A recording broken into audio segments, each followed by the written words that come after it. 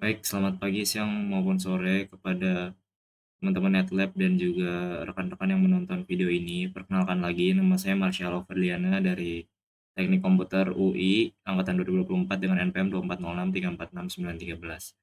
Jadi, pada kesempatan kali ini, saya akan mempresentasikan hasil dari pengerjaan praktikum Sistem Operasi Modul 3 yang berfokus pada manajemen proses.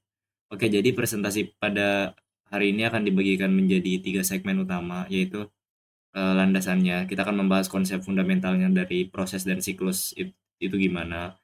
Terus juga analisis tugas pendahuluan, kita bakal bedah kode TP3 dan bedah kode TP3 terkait mekanisme fork dan exec.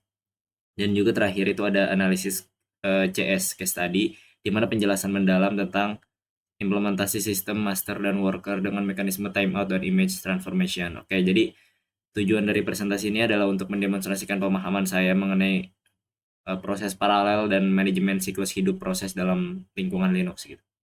Oke, pertama kita ke landasan teorinya dulu, kita eksplorasi konsep dari proses ini. Baik, sebelum kita meninjau implementasi kodenya, sangat krusial tuh buat paham apa itu dari proses ya. By definisi, proses itu adalah entitas dinamis dari sebuah program yang sedang dieksekusi.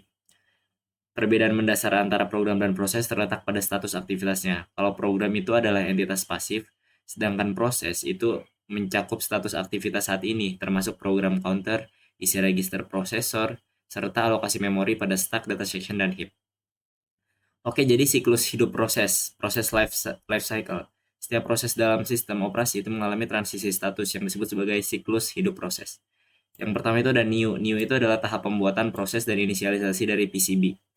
Proses control block. Terus ada ready. Ready itu adalah proses berada di memori utama dan menunggu alokasi waktu dari CPU scheduler. Terus ada running. Running itu tahap di mana instruksi proses sedang dieksekusi oleh CPU. Terus ada waiting, itu adalah proses ditangguhkannya untuk menunggu peristiwa tertentu seperti selesainya operasi I/O. Terus juga ada terakhir ada terminate. Terminate adalah tahap akhir di mana sistem operasi itu membebaskan seluruh sumber daya yang digunakan. Oke, jadi isolasi proses dan perbandingannya dengan thread gitu ya. Oke, satu hal yang saya pelajari dalam TP itu adalah perbedaan antara proses dan thread. Jadi proses itu bersifat independen dengan ruang alamat memori yang terisolasi, sebaliknya thread itu adalah unit eksekusi terkecil di dalam sebuah proses yang saling berbagi memori dan sumber daya. Karakteristik proses yang berat, heavyweight, itu memberikan keamanan melalui isolasi, di mana kegagalan satu proses itu umumnya tidak akan merusak proses lainnya. Oke, mungkin segitu aja. Sekarang kita tinjau implementasi pada file saya. Kita langsung pindah ke ininya aja ya, kita ke Linux-nya aja. Bentar, saya simpen di OS, terus modul 3 di TP. Oke. Nah, di sini udah ada kodenya sebenarnya. Nah, kita coba ya. Kita get aja deh. tp.3 sih. tp3.c. Nah, oke, jadi dalam kode ini proses induk parent-nya itu memanggil fork, terus menduplikat dirinya sendiri. Nilai balik dari fork-nya ini digunakan buat membedakan alur eksekusinya. Jika nilai baliknya adalah 0, maka alur eksekusinya berada pada child process. Jika nilai baliknya adalah bit positif, maka alur eksekusinya berada pada parent process. Oke, jadi uh, pada bagian sebentar. Pada bagian child child ini saya akan mengimplementasikan fungsi execl. Jadi untuk mengganti citra proses saat ini dengan program /bin/echo nih. Oke. Jadi saya juga menyertakan skenario penanganan kesalahan error handling gitu. Jika argumen baris perintah mengandung karakter F, jadi program akan mengeksekusi file yang tidak ada gitu, sehingga memicu pesan kesalahan error gitu. Nah, pada bagian parent, fungsi wait null itu dipanggil. Sebentar, ada telepon, maaf.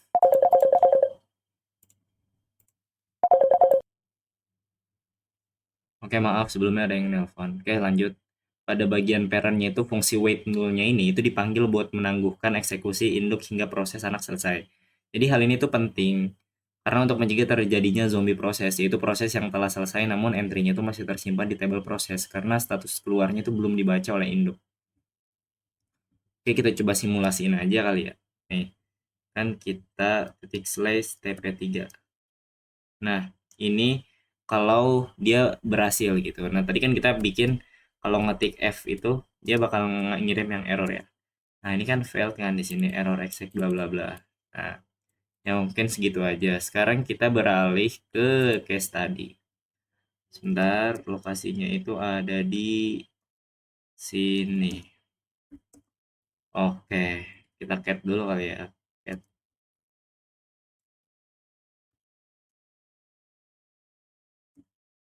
Oke, sudah.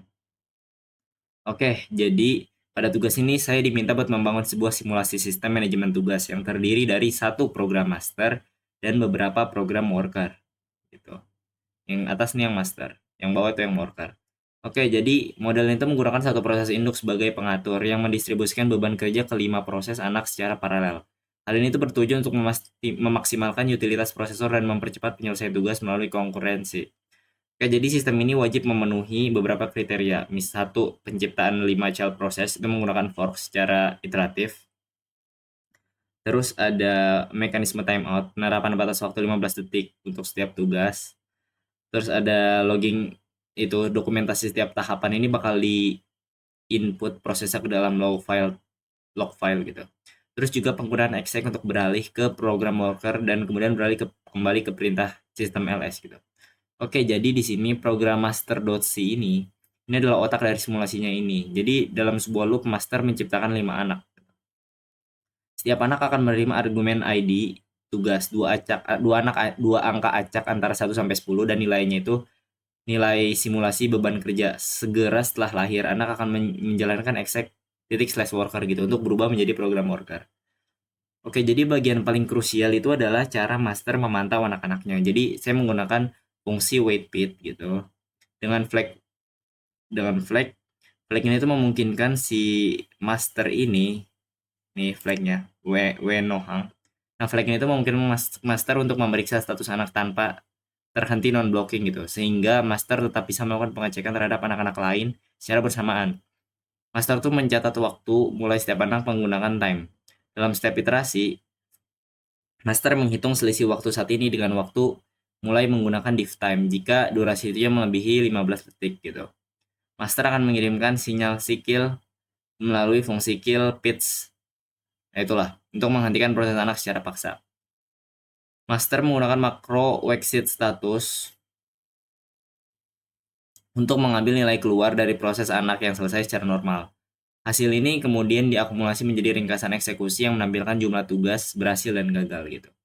Oke, selanjutnya kode worker.c-nya. Jadi program workers ini berperan sebagai unit pelaksana tugas. Alur kerjanya adalah sebagai berikut. Pemrosesan data, yaitu worker ini menerima argumen string dari si master, mengonversinya ke tipe data integer menggunakan atoy, dan menampilkannya hasil penjumlahan kedua angka ke terminal gitu. Untuk menyimulasikan beban kerja nyata, worker itu menghitung nilai faktorial dari angka pertama. Di sini saya menggunakan fungsi faktorial rekursif atau iteratif yang dipadukan dengan fungsi sleep untuk memberikan durasi eksekusi yang dapat diamati oleh master. Sesuai instruksi yang ada di case tadi gitu, setelah perhitungan selesai, worker melakukan transformasi menggunakan exec lp lsl, ya itulah pokoknya. Langkah ini akan menggantikan kode worker dengan perintah ls min l yang akan menampilkan daftar directory saat ini ke layar terminal sebelum proses benar-benar berakhir gitu. Oke, sekarang kita tinjau hasil dari eksekusinya coba ya. Titik slash master. Nah, pada layar terminal dapat terlihat lagi bahwa kelima tugas ini dimulai hampir secara bersamaan. Namun, di sini urutannya itu acak gitu. Ini kan dari tas 5, tas 1, nah gitulah pokoknya. Nggak acak, dan hal ini membuktikan bahwasanya proses-proses tersebut tuh berjalan secara independen gitu masing-masing dan paralel gitu. Nah, lalu pada file txt setiap peristiwa terekam secara kronologis. Oke, bentar. Kita coba baca cat log file ya. Nah, ini kan log filenya. Ya, dapat dapat dapat dilihat lah. Setiap peristiwa tuh terekam secara kronologis gitu dengan timestampnya nih. Kan? Ini timestamp pas praktikum kayaknya. Nah, 14.24 ya. Nah, dapat dilihat entry saat master melakukan forking itu. Saat worker menerima argumen hingga saat master mencatat exit status dari anak-anaknya. Penggunaan mode append A ini memastikan bahwasanya data itu nggak hilang meskipun diakses oleh banyak proses secara bersamaan. Oke, jadi pada pengujian terakhir ini seluruh tugas 5 dari 5 itu berhasil diselesaikan tanpa ada yang terkena mekanisme timeout. Hal ini menandakan bahwasannya beban kerja simulasi masih berada di bawah ambang batas 15 detik yang telah ditentukan. Oke. Jadi sebagai kesimpulan, praktikum modul 3 ini memberikan pemahaman yang sangat mendalam bahwasanya proses pada sistem operasi yang berbasis Linux ini. Penggunaan kombinasi dari fork, exec, dan wait itu adalah teknik fundamental dalam membangun aplikasi sistem yang efisien dan responsif. Kayak di sini telah berhasil gitu mengimplementasikan sistem master worker yang mampu mengelola siklus hidup proses secara otomatis, menangani skenario timeout, terus melalui pengiriman sinyal serta mendokumentasikan setiap kejadiannya melalui mekanisme logging. Baik, demikian presentasi dari saya, Marshall Fadliana. Terima kasih atas perhatian dari NetLab dan rekan-rekan sekalian. Kalau ada kesalahan, baik itu disengaja atau tidak sengaja, mohon dimaafkan. Terima kasih. Assalamualaikum warahmatullahi wabarakatuh. Oke.